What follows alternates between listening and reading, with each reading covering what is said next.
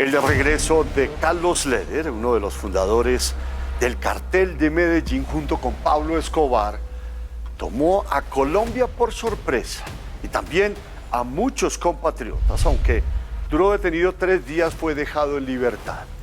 Pero uno se pregunta, ¿qué vida va a llevar el capo en nuestro país?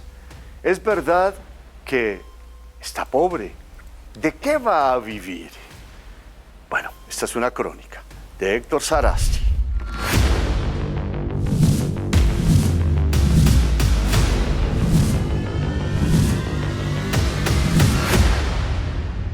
Preferimos una tumba en Colombia que un calabozo en Estados Unidos, los extraditables.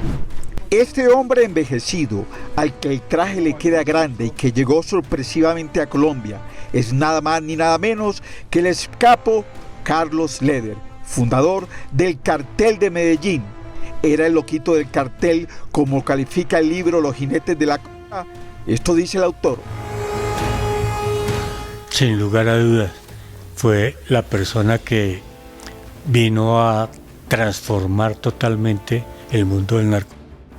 Carlos Enrique Leder Rivas, en la década de los 70 y 80, era un empresario dueño de lujosas y conocidas propiedades, como por ejemplo la Posada Alemana en Salento, Quindío, una flotilla de aviones y hasta una isla en el Caribe. También fue el dueño de un periódico llamado Quindío Libre. Era muy llamativo porque además era con tinta verde. Entonces era el cuento ecológico que Leder reivindicaba, pero también aludía, por supuesto, a ciertas sustancias alteradas. Tenía, por supuesto, esa plataforma de medios para lanzar tu movimiento político, por supuesto la lucha contra la extradición. Este que ven aquí es un periódico original del Quindío Libre. Aquí se ve en su cabezote el nombre del editor, Carlos Enrique Leder Rivas. Ahora solamente es parte de la historia de Colombia. Las estadísticas con respecto al dinero que estos personajes tienen pues son especulaciones, ¿no?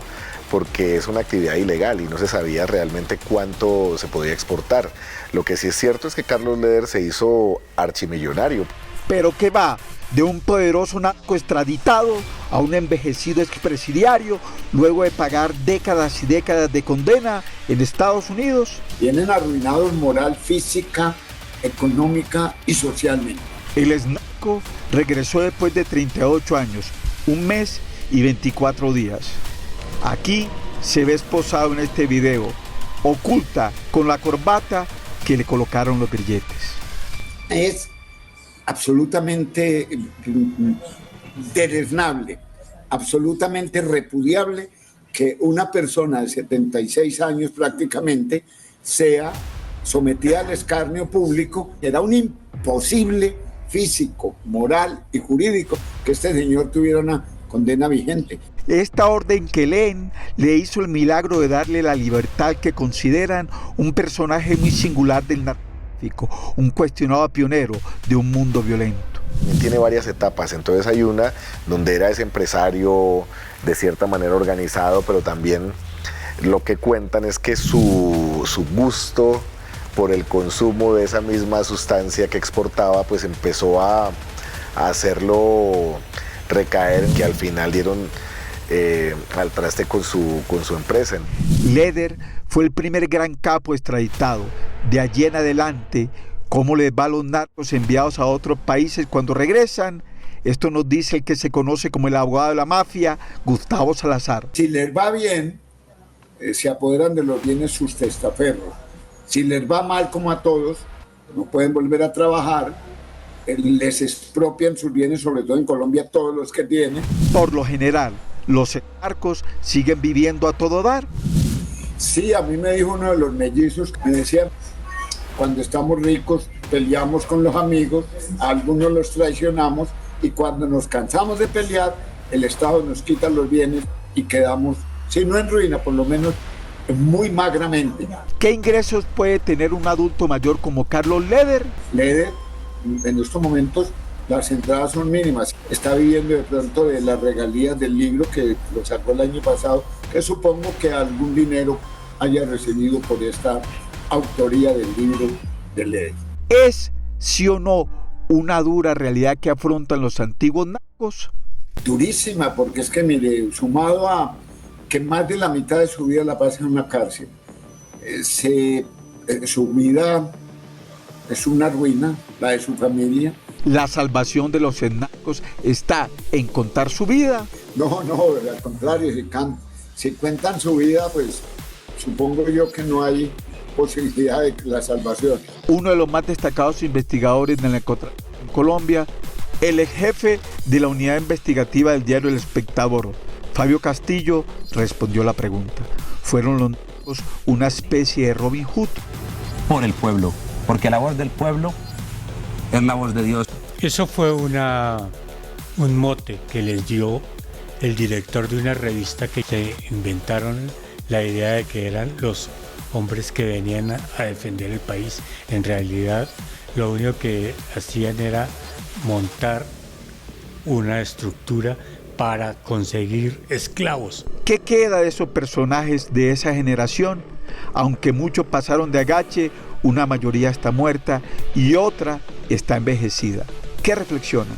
En el mundo del narcotráfico hay muchas historias todavía por investigar y por documentar.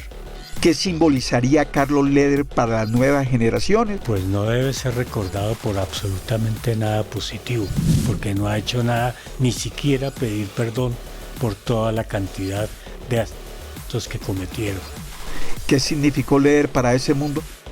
Esto nos cuenta el investigador Petri Vaquero. Leder también tiene varias etapas, entonces hay una donde era ese empresario de cierta manera organizado, su gusto por el consumo de esa misma sustancia que exportaba, pues empezó a hacerlo recaer, dieron al traste con su empresa. Al final, ¿cómo deberían recordar los colombianos a Carlos Leder? Carlos Leder es un protagonista directo de la historia de Colombia, de un fenómeno cultural, de una actividad económica y de un contexto político que transformó por completo las dinámicas, no solo de cierta gente que se involucró, sino de todas las personas que han directa o indirectamente sido afectadas por tráfico de drogas.